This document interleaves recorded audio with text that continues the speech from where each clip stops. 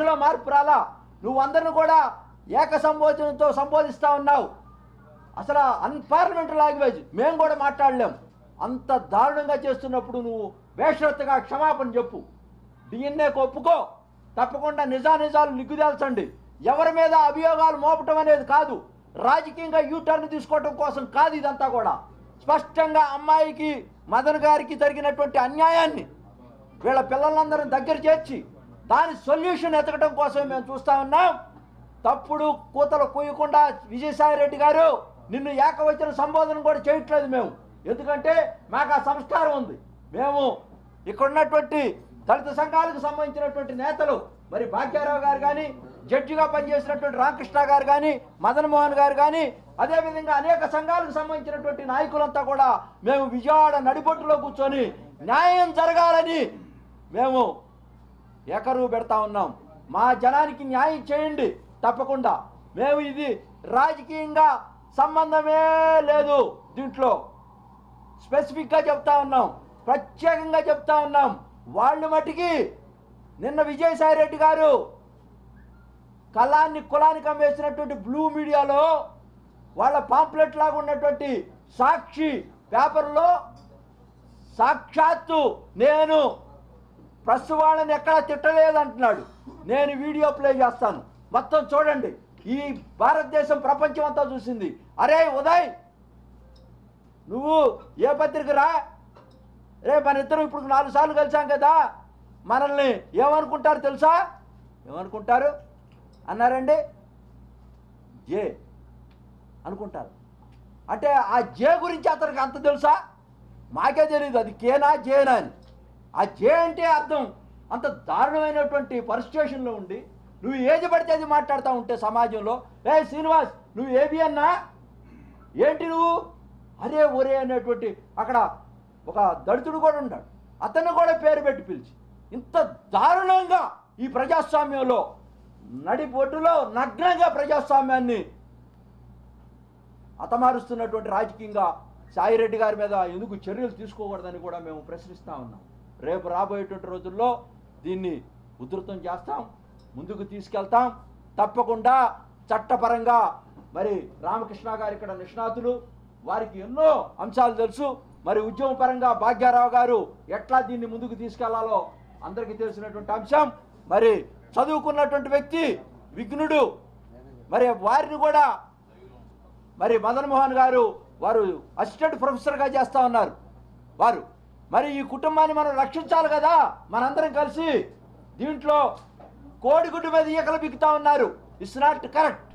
నేను చెప్తా ఉన్నాను, తప్పకుండా దీనికి మూల్యం చెల్లించుకోవాలా. నిజానిజాలు ఏవైతే ఉన్నాయో నిగ్గుదేల్చండి. చట్టం వారు కూడా కోర్టులో డైవర్స్కి అప్లై చేస్తారు. మాకు ఒకటి ఉంది మా కులంలో, నేను అది మీకు చెప్పాలా ఫైనల్గా. ఇది సమాజానికి కూడా తెలియాలా. ఎందుకంటే పావుసారా అని పెళ్లి ముందు పెద్దలందరూ కూర్చొని ఓలి అవన్నీ కూడా వేసి పెద్దవాళ్ళందరూ కూర్చొని ఒక సిస్టమ్ ఉంది మాకు పెళ్లి చేసేటప్పుడు. ఆ చేసేటప్పుడు ఆ తర్వాత విడిపోవాలనుకున్నా కూడా కులంలో ఆ పెద్దలు కూర్చుకొని పావసారాయి తీసుకొని మళ్ళా ఆ ఓలి లాంటిది అది వేసి ఈ విడాకులు ఇచ్చేటువంటి సంస్కృతి కూడా పెద్దల్లో తీసుకునేటువంటి సంస్కృతి ఉంది. కానీ అది పాతకాలంలో. ఇప్పుడు ఆ అమ్మాయి అది చెబుతా ఉంది, మేము ఎక్కడో పెద్ద మనుషుల్లో కూర్చొని ఏదో తీసుకుంటా ఉన్నాం. చట్టానికి ఎవరు అతీతులు కాదు. ఇక్కడ గిరిజనులైనా హరిజనులైనా ఎవరైనా సరే, బీసీలైనా సరే, భారతదేశంలో ఉన్నటువంటి చట్టం అందరికీ అప్లికేబుల్లే. కానీ మా జాతిలో ఉన్నటువంటి ఆ ట్రెడిషన్, సాంప్రదాయాన్ని అడ్డం పెట్టుకొని, ఆ సాంప్రదాయాన్ని అడ్డం పెట్టుకొని ఆమె నాకు నా భర్తకి విడాకులు అయిపోయినాయి అని చెప్తా ఉంది. నో, విడాకులు కాలేదు. చట్ట ప్రకారం అయితే కోర్టుకు పోయి అన్ని టెస్టులు చేసి కౌన్సిలింగ్ ఇచ్చిన తర్వాత వీళ్ళిద్దరు యాక్సెప్టెన్సీతోనే కోర్టులు ఇచ్చేటువంటిదే విడాకులు ఫైనల్. ఆ చట్టాన్ని పరిగణలో తీసుకోవాలా. ఏదో కుల సాంప్రదాయాల ప్రకారం వీళ్ళు చదువుకున్నారు, చదువు లేని వాళ్ళు అయితే వింటారేమో కానీ ఇంకా సాంప్రదాయాలు ఎక్కడున్నాయి ఈ భారతదేశంలో? చట్టుబండలు ఎక్కడ లేవు. కోర్టులు కూడా ఇచ్చినాయి. గిరిజనులు 3 పెళ్లిళ్ళు చేసుకోవచ్చు అంటే గత కాలంలో అట్లా ఉండేటువంటి అంశాలు ఉన్నాయి. కానీ ఇప్పుడున్నటువంటి రాజ్యాంగం ప్రకారం మనం పొందుపరిచినటువంటి లా ప్రకారం సుప్రీంకోర్టు కూడా ఈ మధ్య ఫైండింగ్స్ ఇచ్చింది దాని మీద. అది అప్లికేబుల్ కాదు, 3 చేసుకోవటానికి లేదు.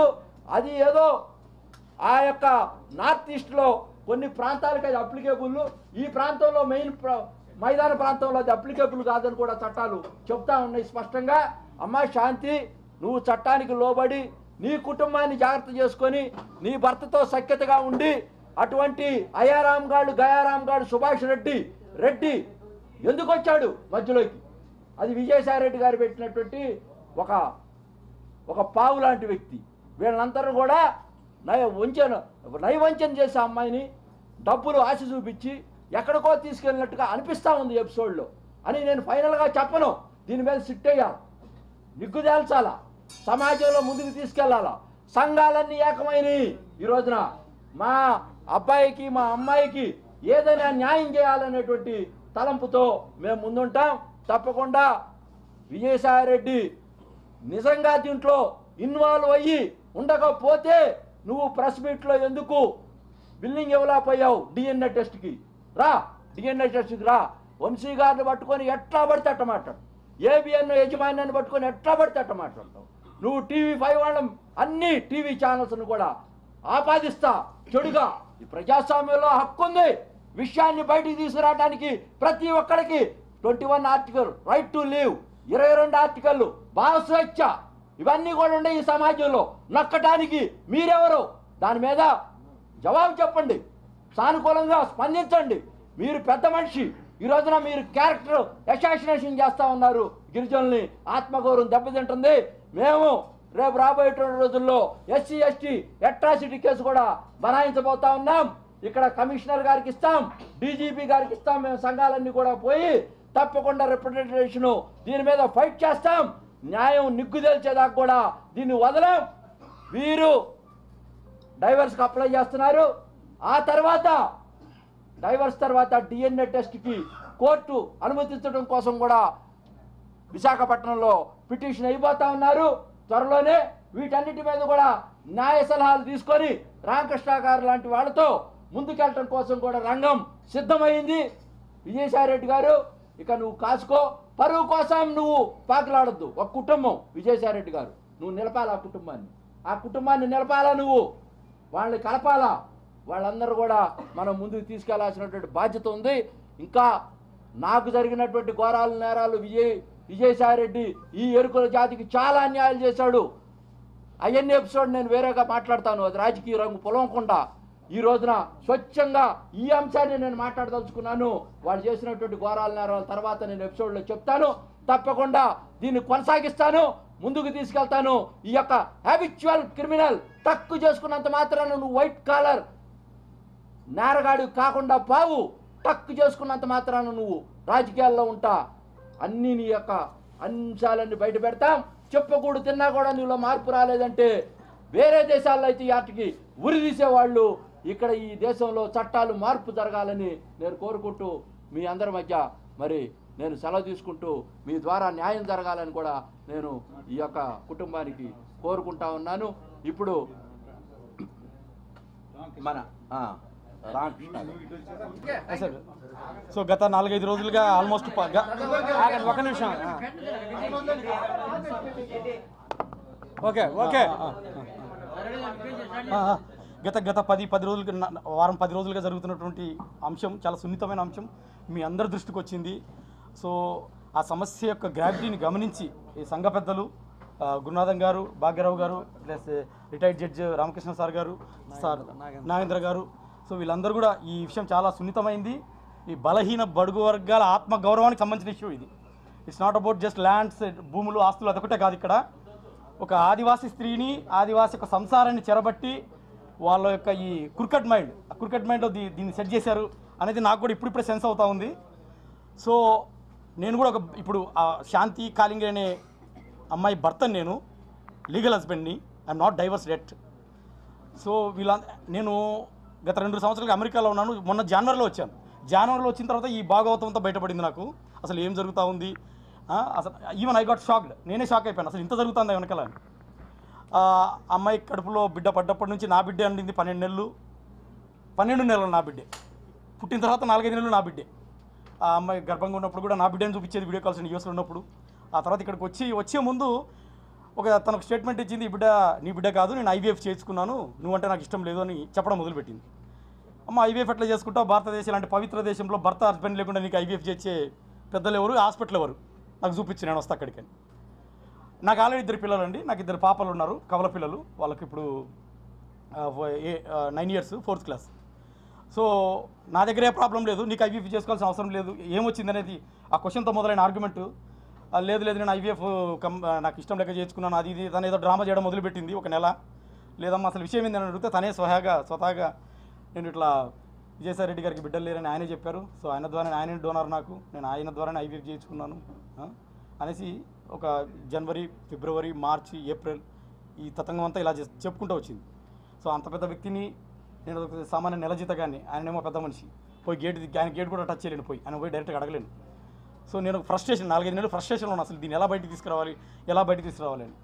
సరే తల్లి, ఇక నువ్వంటే నాకు ఇష్టం లేదు, నువ్వు ఎవరితోనో ఇది చేసావు, నాకు 2 ఆడపిల్లలు ఉన్నారు, నేను నిన్ను వదిలేసుకుంటా, నాకు న్యాయం చేయి తల్లి, నా పిల్లలకు న్యాయం చేయి, వదిలిచ్చేసుకుంటానని నేను చెప్పడం జరిగింది ఆమెతోటి.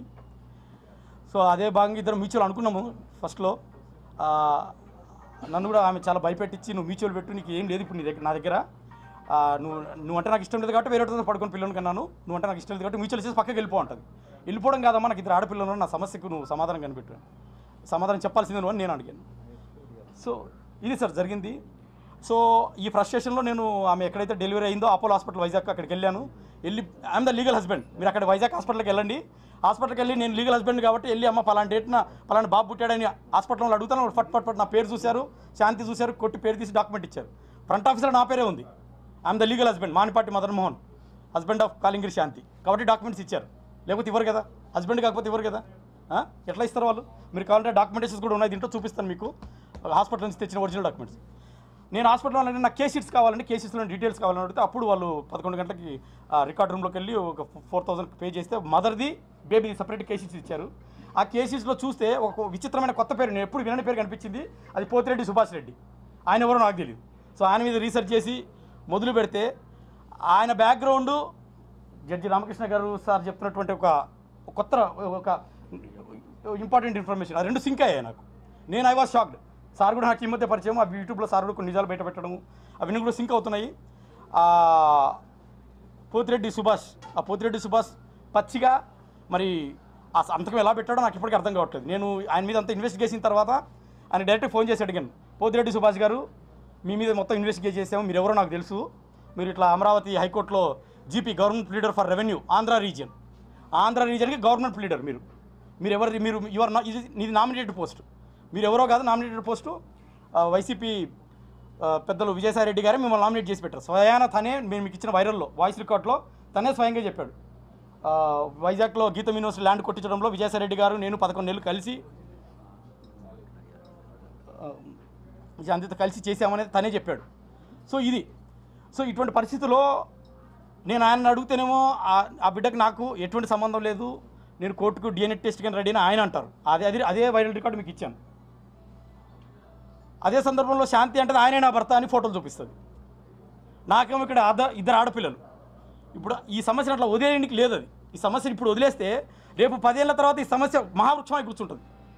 ఆ వృక్షానికి ఆ మహావృక్షం కాకుండా ఇది మొక్కగా ఉన్న ఈ సమయంలోనే మీడియా ద్వారా కోర్టుని, గవర్నమెంట్ని నేను రిక్వెస్ట్ చేసేది ఏంటంటే, పక్కగా ఎవరెవరైతే పేర్లు శాంతి చెప్పిందో అదే పేర్లు నేను గవర్నమెంట్ ముందర పెట్టాను. పెద్దలు విజయసాయి రెడ్డి గారు, అదేవిధంగా పోతిరెడ్డి సుభాష్ రెడ్డి గారు, తర్వాత నేను కూడా రెడీ DNA టెస్ట్కు, వీళ్ళందరినీ DNA టెస్ట్కి పిలిపించి, ముఖ్యంగా పసికూన ఆ బాబుకు జస్ట్ ఇప్పుడు సంవత్సరము ఏజ్, మన ఏప్రిల్కి సంవత్సరం అయిపోయి 3 నెలలు. ఆ బాబుకు న్యాయం జరగాలంటే ఫస్ట్ ఆ బాబుకు తండ్రి ఎవరో తెలియాలి. రేపు 2 సంవత్సరాలు నెక్స్ట్ ఇయర్ ఆ బాబు స్కూల్కి వెళ్తాడు. స్కూల్కి వెళ్తే ఎవరి పేరు రాయాలి? ఆ బాబు ఎవరి పేరు రాయాలి? కాబట్టి బహుశా శాంతి గారు కూడా, శాంతి కాలింగిరి గారు కూడా ఇంతవరకు బర్త్ సర్టిఫికేట్ తీసుకోలేదు. అపోలో హాస్పిటల్ వైజాగ్ అరిలోవా ఏరియాలో ఉన్న అపోలో హాస్పిటల్ ఇంతవరకు బర్త్ సర్టిఫికేట్ తీసుకోలేదు. మీరు కావాలంటే క్రాస్ వెరిఫై చేసుకోండి. డైరెక్ట్గా శాంతి కాలింగిరి గారిని అడగండి బర్త్ సర్టిఫికేట్ తీసుకున్నారా లేదా అని. ఒకవేళ పోతిరెడ్డి సుభాష్ అయితే బర్త్ సర్టిఫికేట్ తీసుకున్నారా లేదని అడగండి. సమస్య ఇక్కడ ఏంటంటే చాలా సున్నితమైన సమస్య ఇది. నాతో లీగల్ డైవర్స్ తీసుకోలేదు, నాకు 2 ఆడపిల్లలు, అక్కడ చూస్తే ఒక బాబు, అక్కడ చూస్తే ఈ రకరకాల పేర్లు చెప్తా ఉంది. కాబట్టి మీడియా ద్వారా నేను అడిగేది ఏంటంటే ఆ డిఎన్ఏ టెస్ట్కు ఎవరైతే పేర్లు ఉందో వాళ్ళందరినీ పిలిపించి పక్కాగా క్లినికల్గా పెటర్నీ టెస్ట్ చేసి రిటర్న్లో ఒక డాక్యుమెంట్ ఇస్తే ఈ సమస్యకు ఇది శాశ్వత పరిష్కారం. ఈ బిడ్డకు పలానా తండ్రిని తెలుస్తుంది, నా బిడ్డలకు కూడా విషయం తెలుస్తుంది, శాంతి కూడా క్లియరెన్స్ ఉంటుంది, నాకు కూడా క్లియరెన్స్ ఉంటుంది. ఫ్యూచర్లో వచ్చే కన్ఫ్యూజన్స్ కానీ కాంప్లికేషన్స్ కానీ ఏమీ ఉండవు. రేపు పొద్దున 10 ఏళ్ళ తర్వాత ఆ బాబు నా దగ్గరికి రానికి లేదు, తండ్రి నువ్వే అని. ఎందుకంటే పలానా సర్టిఫికేట్ ఉంటుంది కాబట్టి పలానా తండ్రి తనకు తెలుస్తుంది. సో ఈ కాంప్లికేషన్స్ లేకుండా ఉండాలి అంటే ఇదొకటి జరగాలని నేను ఆశిస్తూ ఉన్నా. అదేవిధంగా నేను శాంతి నేను 2013లో పెళ్ళయింది నాకు. 13, 14, 15, 10 ఏళ్ళు ఇద్దరు పాపలు పుట్టారు. మా మధ్య చిన్న గొడవలు తప్ప విడాకులు తీసుకున్నంతది ఏదీ లేదు. ఆమె ఎందుకో మరి 2016లో నేనేదో డాక్యుమెంట్ విడాకులు మీద సంతకాలు పెట్టాను, అదంతా ఇట్ ఇస్ అ బోగస్. అది పక్కా ఫేక్ డాక్యుమెంటు. నేను మీడియా ముందర చాలా ధైర్యంగా చెప్తున్నాను, దాన్ని కావాలంటే ఫోరెన్సిక్ డిపార్ట్మెంట్ పంపించండి, అది ఫేక్ డాక్యుమెంట్. అది 2024లో నాతో బలవంతంగా నాతో ఒక్క సిగ్నేచర్ తీసుకున్నాడు, దాంట్లో బలవంతంగా పెడతావా లేకపోతే మ్యూచువల్ ఇచ్చి ఎగ్జిట్ అవుతావా సస్తావా అనే సిచ్యువేషన్ తీసుకొచ్చారు నన్ను. నేను ఇప్పుడు నిన్న హోమ్ మినిస్టర్ గారు అనితా మేడం కూడా కలిశాను, డీజీపీ గారిని కలిశాను. వాళ్ళు కూడా అన్నారమ్మా దీంట్లో ఎంత పెద్దలున్నా వదిలేది లేదు, నిజాలు నిగ్గు తెలుస్తాం, ఆ పేపర్ డాక్యుమెంట్ కూడా ఫోరెన్సిక్ డిపార్ట్మెంట్ పంపిస్తాము. అది కానీ 2024 తేలితే, అది బోగస్ అని తేలితే మాత్రం ఎవరిని వదిలేది లేదు. అదేవిధంగా నాకు కూడా శాంతి గురించి తెలియని ఎన్నో విషయాలు ఈ మధ్య తెలిసాయి. సో రామకృష్ణ గారు సార్ కూడా చెప్తారు తన మాటల్లో జరిగిన విషయాలు ఏంటి, శాంతికి ఉన్న నెక్సెస్ ఏంటి. ఈ ముగ్గురు అంటే శాంతి కాలింగరి నా భార్య, అదేవిధంగా విజయసాయిరెడ్డి గారు ఎంపీ, తర్వాత కూతురెడ్డి, వీళ్ళ ముగ్గురు మధ్య ఏం జరుగుతూ ఉంది, నాకు పెళ్ళైన తర్వాత నాకు తెలియకుండా బ్యాక్ ద ఎండ్ ఏం జరుగుతూ ఉంది అనేది రామకృష్ణ సార్ కూడా తన మాటలు కొన్ని చెప్తారు. నాకు కూడా ఇప్పుడే తెలుస్తుంది, కొన్ని సింక్ చేసుకుంటే అవన్నీ కూడా నాకు కూడా సింక్ అవుతున్నాయి, ఓహో ఇంత జరిగిందా అనేది. సో ఇది సార్ జరిగింది. సో ఏ తర్వాత నాకు కావాల్సింది ఏంటంటే ఆ బాబుకు తండ్రి ఎవరో డిఎన్ఏ టెస్ట్ ద్వారా నేను ఎవరి పేర్లు అయితే పెట్టానో వాళ్ళని కోర్టు ద్వారా పిలిపించి ఆ డిఎన్ఏ టెస్ట్ చేయించి బాబుకు తండ్రిని, నాకు రిలీఫు, శాంతికి రిలీఫు. ఇంత పెద్ద ఆటలో నలిగిపోతుంది ఇద్దరమేనండి, శాంతి నేనే భయంకరంగా నలిగిపోతా ఉన్నాం. రోడ్డు మీదకి వచ్చాము, నలిగిపోతా ఉన్నాం, సమస్య పెద్దగా అవుతా ఉంది. ఆ పోతిరెడ్డి సుభాష్ అనే వ్యక్తి అజ్ఞాతంలో ఉన్నాడు. ఇంత గొడవ జరుగుతూ ఉంది, 4-5 రోజుల నుంచి అతను బయట లేడు. ఎందుకు అజ్ఞాతంలోకి వెళ్ళాడో అర్థం కావట్లేదు. మీడియా ద్వారా మిమ్మల్ని అడుగుతున్నాను, మీరే ఫోర్స్ చేయండి, అతను అజ్ఞాతంలోకి ఎందుకు వెళ్ళాడు, వాట్ ఈస్ ద రీజన్, దాని వెనకాల ఏమైనా ఎజెండా ఉందా, ఇంకా ఏమైనా గూడు పుటాన్లు ఏమైనా ఉన్నాయా? శాంతి నా భర్త అని తను అన్నప్పుడు అవునమ్మా తప్ప అయిపోయిందని బయటకు వచ్చి ఈ can come front and prove his integrity. So అతనికి కూడా ఆల్రెడీ పెళ్ళయింది. నాకు తెలిసిన ఇన్ఫర్మేషన్లో, నేను తీసుకున్న ఇన్వెస్టిగేషన్లో అతనికి పెళ్ళయింది, భార్య ఉంది, 9th క్లాస్ కూతురు ఉంది, హైదరాబాద్లో అక్కడ రవీంద్రబాద్ అక్కడ ఉంటారు వాళ్ళు. సో నేను అనేది ఒకటే క్వశ్చను, ఇప్పుడు అతను అజ్ఞాతంలోకి ఎందుకు వెళ్ళాడు? ఒకవేళ విజయసాయిరెడ్డి గారు పెద్దలు, నా తండ్రి వయసు ఉన్నటువంటి వ్యక్తి, ఒకవేళ నేను అలిగేట్ చేశాను, నాకున్న శాంతి గారు చెప్పింది నేను అలిగేట్ చేశాను కాబట్టి ఆయన యొక్క నిజాయితీని, ఇంటిగ్రిటీని ప్రూవ్ చేసుకోవడంలో ఏ తప్పు లేదు. వచ్చి మీడియా ముందుకు వచ్చి తను ఏదన్నా నేను రెడీ అని చెప్పేసి డిఎన్ఏ టెస్ట్కు తన నిజాయితీని ప్రూవ్ చేసుకొని, ఒకవేళ తను లేకపోతే ఈ ప్రజల ముందు చెప్తున్నాను, 10 కోట్ల మంది తెలుగు ప్రజల ముందు, ఒకవేళ ఆయన లేకపోతే సాష్టాంగ నమస్కారం చేసి ఆయనకు నేను తప్పు జరిగించారని చెప్తాను. సో దాని ద్వారా ఆయన ఒకవేళ ఏదైనా డిఫేమ్ అయి ఉంటే అది బ్యాక్ అవుతుంది. సో నాకు కావాల్సింది ఒకటే, ఆ తండ్రికి బిడ్డెవరు, ఫ్యూచర్లో కాంప్లికేషన్స్ వద్దు నాకు. నేను అది కోర్టు ద్వారా కూడా అడుగుతున్నాను. సో కోర్టు ద్వారా కూడా I'm going to send a summons to all the people. So ఇది సార్ ఇచ్చినటువంటి ఈ యొక్క ఆపర్చునిటీ మీరు ప్రజల ముందుకు తీసుకెళ్ళి, ప్రజల్లో ఒక ప్లెబిసైట్లో ఒక హీటెడ్ ఆర్గ్యుమెంట్, ఒక హేతుబద్ధమైన ఒక రేషనల్ ఆర్గ్యుమెంట్ చేసి దాని నుంచి ఒక అవుట్కమ్ వస్తే, అవుట్కమ్ మీదనే రేపొద్దున కోర్టు కూడా చాలా సెన్సిబుల్గా ఆలోచిస్తుంది. నాకు తెలుసు court always think about the common people interpretation. So మీరందరూ కూడా ప్రజలు ఆలోచించి ఇందులో నిజాలు నిగ్గు తేల్చి నాకు, నా భార్య శాంతికి, నాకు 2 ఆడపిల్లలకు, ఆ బాబుకి కూడా న్యాయం చేస్తారని ఆశిస్తున్నాం. ఇప్పుడు రామకృష్ణ గారు మాట్లాడుతున్నారు. ఇక్కడ ఒకటి ప్రొటెక్షన్ టు ద చైల్డ్, ముఖ్యంగా protection to the Shanti also. ఎందుకంటే తన భార్య, నాకు 2 ఆడపిల్లలు ఉన్నారు. సో వాళ్ళ ముగ్గురికి ప్రొటెక్షన్ కావాలి. అదేవిధంగా complaint against the all 3 people. We will answer the questions later. Okay, right. మిత్రులారా,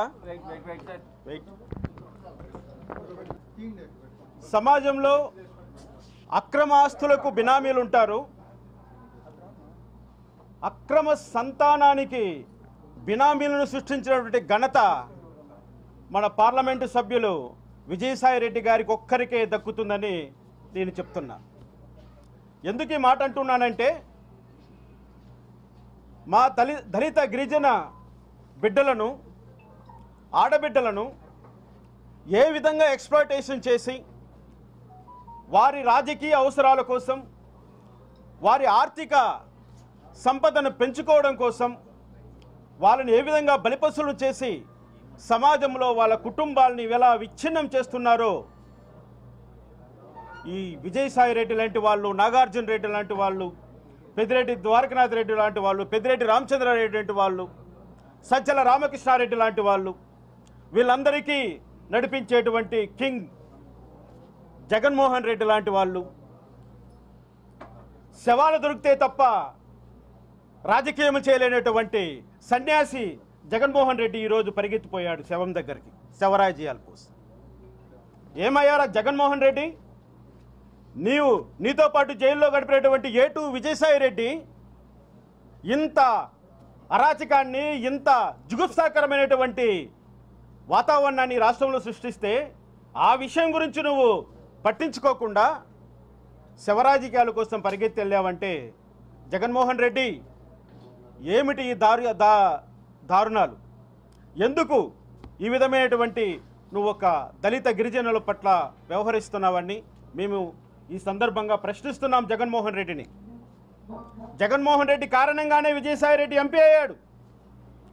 జగన్మోహన్ రెడ్డి కారణంగానే విజయసాయి రెడ్డి 1000 కోట్లకు వారసుడయ్యాడు. కానీ తన వారసత్వాన్ని నిలబెట్టుకోలేనటువంటి ఒక ముసలి వయసులో ఈ విధమైనటువంటి ఒక గిరిజన మహిళను ఎన్నుకొని తన కోసం వాడుకొని ఈరోజు మదన్మోహన్ లాంటి వాళ్ళని ఈ విధంగా బజారు పాలు చేసి వాళ్ళ కుటుంబాన్ని విచ్ఛిన్నం చేసి ఈరోజు లేనిపోని నిందలన్నీ కూడా కమ్మ సామాజిక వర్గంపై వేస్తున్నాడు. నేను ఒక మాట చెప్తున్నా, దళిత గిరిజనులకు ఈ 5 సంవత్సరాలు అండగా నిలబడింది కమ్మ సమాజం. నాలాంటి జడ్జి పైన జరిగినటువంటి దాడులకు అండగా నిలబడింది. భారత పార్లమెంటులో మహోగమైనటువంటి మహాభియోగ తీర్మానం, ఇంపీచ్మెంట్ అనేటువంటి ప్రక్రియ కోసం సహాయం చేసింది కమ్మ సామాజిక వర్గం.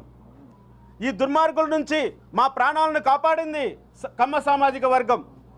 మమ్మల్ని రోడ్లపైన తరుముతుంటే, ప్రాణాలు అరచేతి పెట్టి మేము పారిపోతుంటే, మేము తినేటువంటి భోజనములో మన్ను కొడుతుంటే, మేము తాగేయడానికి నీళ్ళు అడిగితే ఉచ్చ తాగండి అంటూ అవహేళన చేస్తుంటే ఆ రోజు మా హక్కును చేర్చుకొని మమ్మల్ని కాపాడింది కమ్మ సామాజిక వర్గం. కమ్మ సామాజిక వర్గం ఈరోజు మీడియాలో ప్రధానంగా ఉండవచ్చు. వాళ్ళు ఈ సమస్యలను ప్రజల ముందుకు తీసుకొని రావచ్చు. వాళ్ళ బాధ్యత అది, వాళ్ళ గురుతర బాధ్యత అది. ఆ పని చేశారు. మదన్మోహన్ గారి యొక్క కష్టాన్ని ప్రజల ముందుకు తీసుకొచ్చారు ఆ మీడియా వాళ్ళు. అంత మాత్రానికి ఎంతగా వాళ్ళని అవమానకరంగా మాట్లాడి పోటీగా మీడియా పెడతానంటూ మాట్లాడినటువంటి ఈ పోటుగాన్ని మేము ఒకటే ప్రశ్నిస్తున్నాం. DNA టెస్ట్కు నువ్వు ఎందుకు ఒప్పుకోవట్లేదు? 2016 నుంచి నువ్వు శాంతి గారితో చేసినటువంటి ప్రయాణం గురించి నువ్వు ఎందుకు ఒప్పుకోవట్లేదు? ఎందుకు నీ మధ్యలో బినామీ సృష్టించాలని ఒక పోతిరెడ్డి సుభాష్ రెడ్డిని ఎందుకు బినామీగా నువ్వు ఎక్స్పోజ్ చేయాలని చూస్తున్నావు? నీ ఘనకార్యానికి నువ్వే ఒప్పుకోవయ్యా. నీ కష్టార్జితాన్ని మరొకరికి ఎందుకు ఇస్తావు? నీ కష్టార్జితాన్ని ఇంట్లో పెట్టుకో. బినామీల పేరు మీద ఆస్తులు పెడదాం, అంతేగాని రక్తాన్ని కాదు. మీ వాళ్ళు అంటుంటారే, యూట్యూబ్లో చెప్తుంటాడు ఒకడు, ఇన్నా రే మన రక్తం దాన్ని మీరు ఇంకొకరికి ఇవ్వకండి అని. అదే మీ సంప్రదాయం, అదే మీ విఘ్నత. మారండి, మార్చుకోవడానికి ప్రయత్నం చేయండి, ప్రజల్లో మంచి పేరు తెచ్చుకోండి, మళ్ళీ అధికారంలోకి రండి, సంతోషిస్తాం. మారకుండా మేము ఇంతే, మేము ఇలాగే చేస్తాం, మిమ్మల్ని మేము అణిగి తొక్కుతాం, మీ ఆడవాళ్ళని ఈ విధంగా చేరుస్తాం. అవును, చేరిశారు శాంతి గారిని. భర్త ఉండంగా ఇటువంటి సంబంధాలు పెట్టుకుంటే దాన్ని న్యాయ పరిభాషలో రేపంటారు. అక్రమ సంబంధం అని కాదు, రేపంటారు.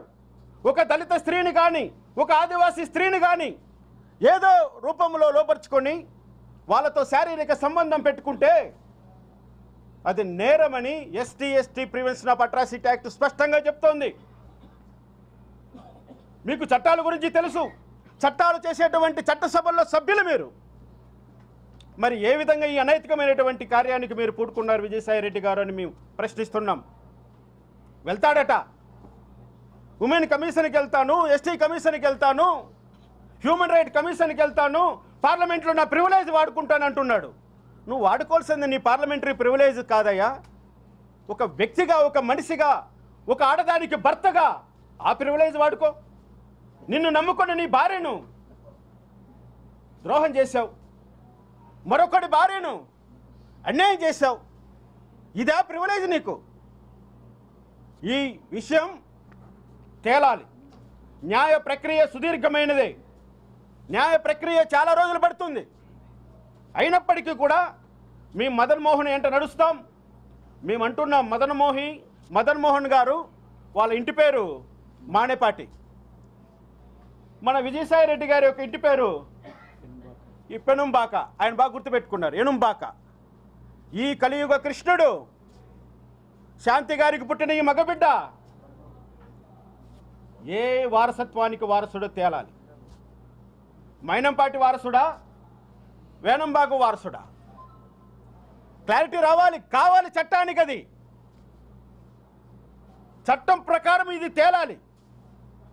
మేము వెళ్ళాం, రాష్ట్ర హోమ్ మినిస్టర్ గారిని కలిసాం, డీజీపీ గారికి కలిసాం, ఇంతవరకు ఎఫ్ఐఆర్ రాలే. అడుగుతున్నాం ఈ ప్రభుత్వాన్ని కూడా, కంప్లైంట్ ఇచ్చిన వెంటనే ఎఫ్ఐఆర్ కట్టాలి కదా, మీరెందుకు తాత్సారం చేస్తున్నారని అడుగుతున్నాం. విజయసాయిరెడ్డి మీకు ప్రివిలేజా? అడుగుతున్నాం, ఈ ప్రభుత్వాన్ని కూడా ప్రశ్నిస్తున్నాం మేము. మీరు ఎఫ్ఐఆర్ కడితే ఆ ముద్దాయిని కోర్టులో ప్రొడ్యూస్ చేస్తే కోర్టు ఆర్డర్ వేస్తుంది అతని DNA టెస్ట్కి పంపించమని. ఎందుకు తాత్పర్యం చేస్తున్నారు? ఒకవేళ విజయసాయిరెడ్డి గారు కానీ ఒక ఇంజెక్షన్ తీసుకున్నాడంటే, నేను చెప్తున్న విషయం, 30 రోజులు ఆయనకు వీర్యకణాలు బయటకు రావు. ఏంటి, చట్టములో ఉన్నటువంటి లొసుగులను అడ్డుపెట్టుకోదలుచుకున్నారా? టెక్నాలజీని వాడుకోదలుచుకున్నారా? ఆ బిడ్డకు నేను తండ్రిని కాదని నిరూపించుకునే అవకాశాన్ని విజయసాయిరెడ్డి కల్పిస్తున్నారా? వెంటనే అరెస్ట్ చేయాలి. ఎందుకంటే విజయసాయిరెడ్డి గారికి శాంతి గారికి ఉన్నటువంటి అవినాభావ సంబంధం ఈనాటిది కాదు, 2016 డిసెంబర్ నుంచి ప్రారంభమైంది. నేను కల్లారా చూశాను. ఇప్పుడు సోదరుడు చెప్తున్నాడు, నా భార్య జూనియర్ సివిల్ జడ్జి అవుతుందని దిగ్విజయ్ అనేటువంటి ఒక సంస్థలో నేను కోచింగ్కి పంపించాను. తనకు డిస్టర్బ్ కాకూడదని తనకు సపరేట్గా ఒక అకామిడేషన్ ఏర్పాటు చేశాను. ఆ టైంలో నన్ను మోసం చేసి ఈ విధంగా విజయసాయిరెడ్డి సుభాష్ రెడ్డితో కలిసి ఢిల్లీకి ప్రయాణం వచ్చింది. అది మీకు అంటబడింది. ఈరోజు మీరు బయట పెడుతున్నారు సార్, దీంట్లో వాస్తవం నాకు అర్థమవుతుంది అంటున్నాడు. మేము అంటున్నాం, శాంతి గారిని ప్రలోభ పెట్టే విజయసాయిరెడ్డి ఈ నేరం చేశాడు. ఒక గిరిజన స్త్రీని ప్రలోభ పెట్టి లొంగ తీసుకొని శారీరక అవసరాలకు వాడుకొని, అదేవిధంగా ప్రభుత్వ ఆస్తులను కొల్లగొట్టడం కోసం, విశాఖపట్నంలోని దేవాదాయ భూములన్నింటినీ దోచేయడం కోసం శాంతి గారిని ఈ విధంగా అక్రమంగా వాడుకోవడం కూడా ఇది నేరమే. ఆమెను నేరం చేయడానికి ప్రోద్బలించిన వాడు విజయసాయిరెడ్డి. నేరం చేసిన వాళ్ళకన్నా నేరాన్ని ప్రోత్సహించి నేరం చేసేటట్లు ప్రలోభ పెట్టేటువంటి వ్యక్తి మొదటి ముద్దాయి అవుతాడు. ఈరోజు శాంతి గారు తన ఉద్యోగాన్ని కోల్పోయారు. ఛార్జెస్ ఫ్రేమ్ ఎదుర్కోవాల్సి వస్తుంది. తనకున్నటువంటి అక్రమాస్తులన్నీ ఈరోజు ప్రభుత్వం వాళ్ళు ఛార్జ్షీట్లో పొందుపరిచారు. తను ఈరోజు సమాధానం చెప్పుకోవాలి. ఒకవేళ ఏసీబీ కేసులు కానీ ఇందులో ఇన్వాల్వ్ అయితే సిబిఐ వస్తుందో, ఈడీ వస్తుందో, ఇన్కమ్ ట్యాక్స్ వస్తుందో, ఏ అర్ధరాత్రిలో ఎవరొచ్చి ఏ అధికారి వచ్చి ఇబ్బంది పడతారో ఆమె చాలా మనోక్షోభకు గురయ్యేటువంటి అవకాశం ఉంది. ఆమె తప్పు చేసిందా, ఒప్పు చేసిందా, ఆమె చేసింది న్యాయమా, ధర్మమా అనేది న్యాయస్థానాలకు వదిలిపెడితే ఒక మనుషులుగా, ఒక మానవత్వం ఉన్న వాళ్ళగా ఒక బడుగు బలహీన వర్గాలకు చెందిన వాళ్ళగా ఎంతో కష్టపడితే కానీ ఒక స్థాయికి రాలేనటువంటి ఈ బడుగు బలహీన వర్గాలు, ఆదివాసీ, గిరిజనులు, ఈ దళితుల బిడ్డలు ఒక ఉన్నత స్థానంలో ఉంటే మీ కళ్ళు వార్చవు. ఈ విధమైనటువంటి రొంపులేకి దించుతారు, ఈ విధంగా వాళ్ళ జీవితాలను నాశనం చేస్తారు, ఈ విధంగా వాళ్ళ బిడ్డలను కూడా సర్వనాశనం చేస్తారు, ఒక కుటుంబాన్నే సర్వనాశనం చేస్తారు. కాబట్టి మేము ఒకటే డిమాండ్ చేస్తున్నాం, విజయసాయి రెడ్డి పైన క్రిమినల్ చర్యలు వెంటనే ప్రారంభించాలి.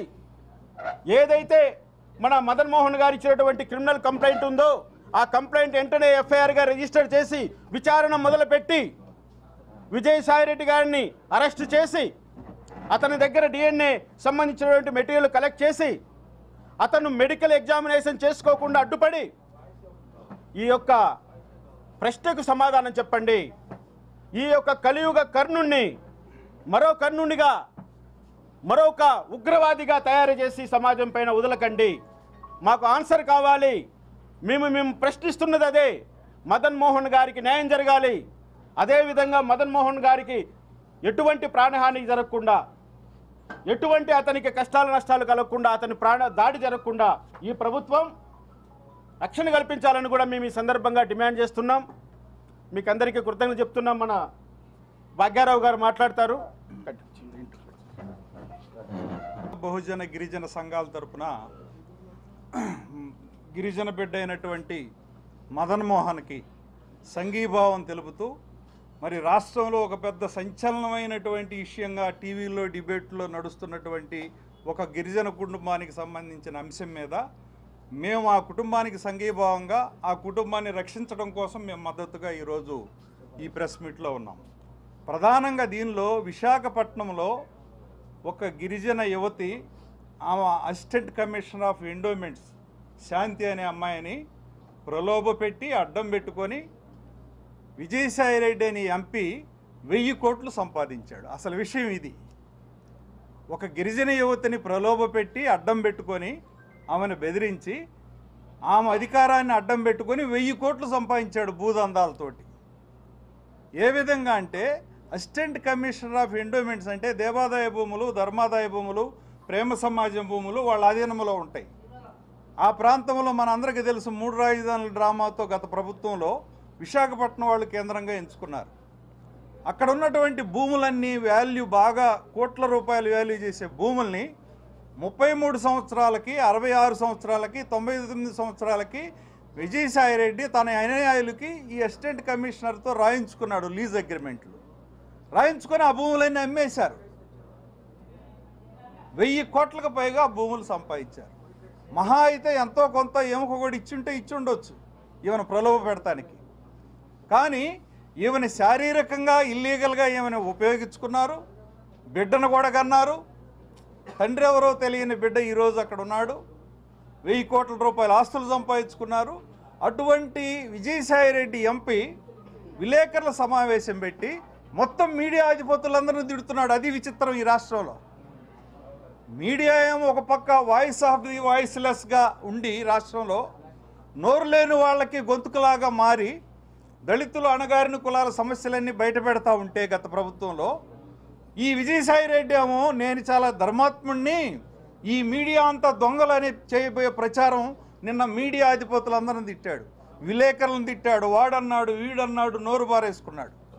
జర్నలిస్టులను, సీనియర్ జర్నలిస్టులందరిని తిట్టాడు.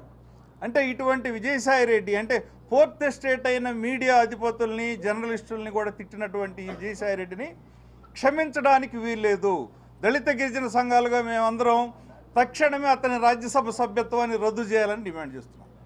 తర్వాత రామోజీరావు గారు మీద నేను ట్విట్టర్లో ఆయన్ని వేధిస్తూ నేను ట్వీట్ చేశాను, నన్ను ఏమి చేయలేకపోయారని ఆయనే మీడియాలో అన్నాడు. కాబట్టి రామోజీరావు గారి మరణానికి కూడా అతనే కారకుడు. 306 కింద హత్యానేరం కింద అతని మీద కేసు కట్టాలి, అతన్ని అరెస్ట్ చేయాలని కూడా డిమాండ్ చేస్తున్నాం.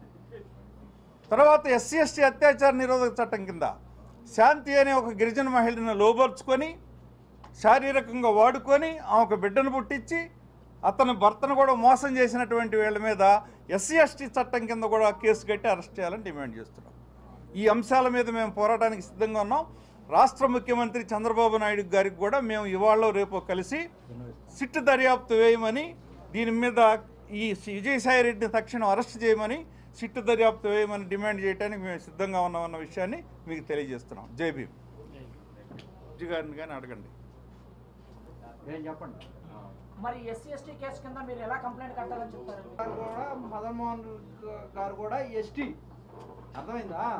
ఇతనికి అన్యాయం జరుగుతుందని చెప్పాడు బయటకు వచ్చి ప్రెస్ మీడియా పరంగా చెప్పినటువంటి నేపథ్యంలో ప్రెస్ మీట్ పెట్టినటువంటి విజయసాయి రెడ్డి గారు అక్కడ పత్రికా విలేకరులని వ్యక్తిగతంగా దూషిస్తూ అక్కడ ఉన్నటువంటి కొంతమంది ఎస్సీ విలేకరులు కూడా ఉన్నారు, వాళ్ళు కూడా అరే ఒరే అనేటువంటి మాటలు సంబోధిస్తూ ఈ మదన్ మోహన్ గారిని అరే ఒరే అని వ్యక్తిగతంగా దూషించాడు.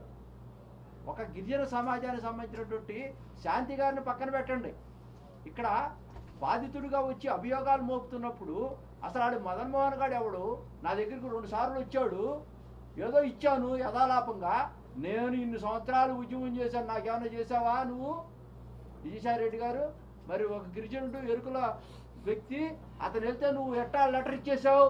ఇప్పుడు పోవటానికి అదే కాదు, శాంతి కూడా బాధితురాలు. ఇక్కడ శాంతి ఒక్క కూడా నిమిషం ఇక్కడ ఈ సంఘటనలో ఒక్క నిమిషం అట్ట కాదన్న, అది కాదు, ఎవరు లాగలేదు. ఇక్కడ మన సోదరుడు అడిగిన విషయంలో శాంతి కూడా బాధితురాలే, ఇక్కడ శాంతి కూడా విక్టిమే.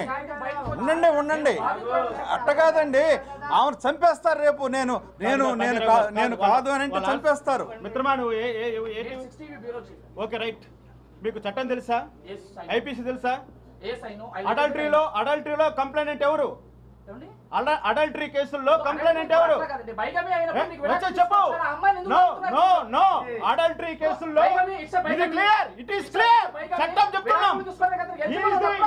కంప్లైంట్ పర్సన్ మొగుడు మాత్రమే, ఒక్క మొగుడు మాత్రమే అడల్టరీ కేసులో కంప్లైంట్ ఇవ్వడానికి అథారిటీ ఉందని చట్టం చెప్తుంది. ఆయన కదా ఇప్పుడు చేయాల్సింది.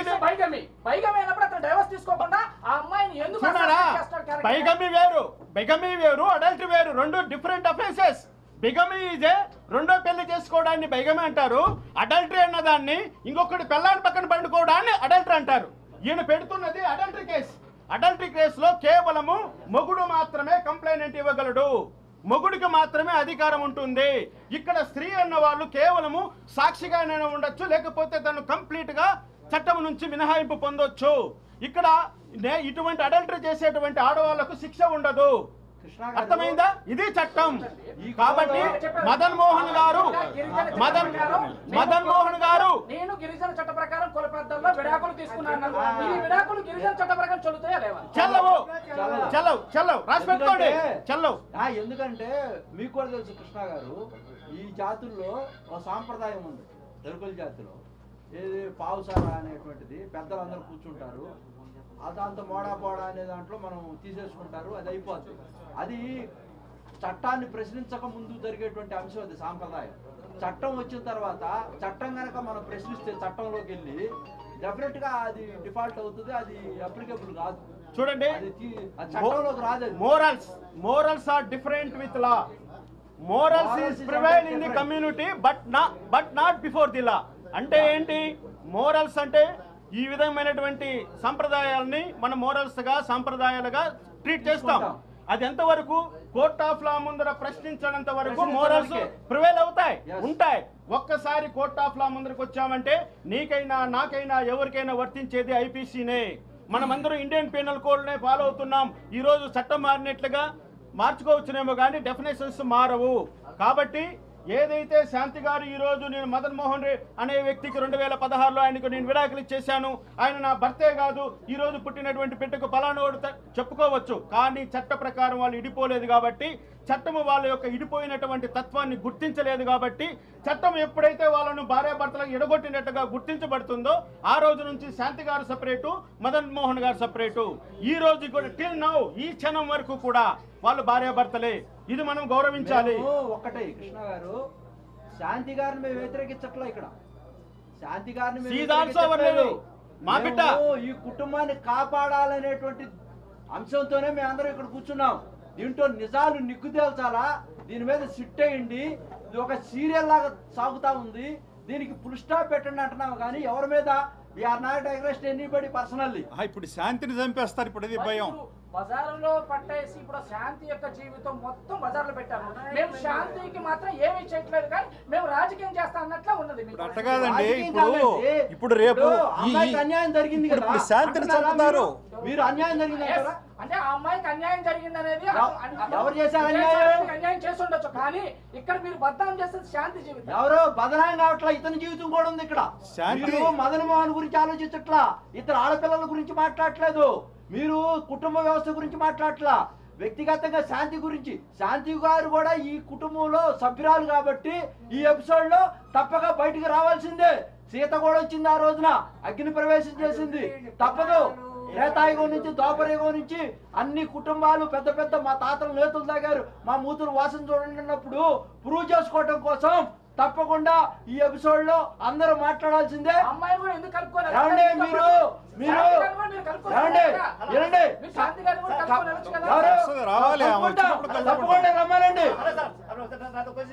అంటే ఈ లెక్క ఎస్సీ ఎస్టీ యాక్ట్ లో ఎవరైనా సరే అక్రమంగా ఒక బిల్డింగ్ లోపరుచుకొని భయపెట్టో నయంలో బయలు చేస్తే అది కూడా నేరం అవుతుందంటారా? నేరమే. నేరమే.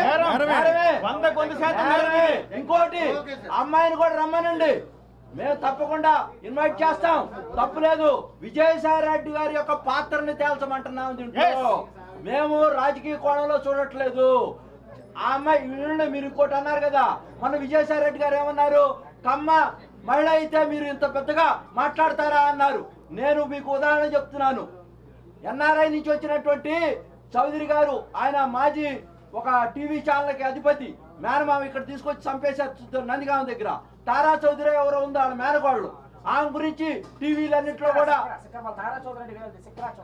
చిత్తా చౌదరి ఆమె గురించి టీవీలో అన్ని కమ్మ సామాజిక వర్గ సంబంధం లేదు, న్యాయం గురించి నిగ్గు తేల్చేటప్పుడు మీ యొక్క ఛానల్స్ అన్ని కూడా ఆమె గురించి సుంకాలుగా పుంకాలుగా మాట్లాడి ఇప్పుడు విజయసాయి రెడ్డి గారు ఆ విధమైనటువంటి భాషని.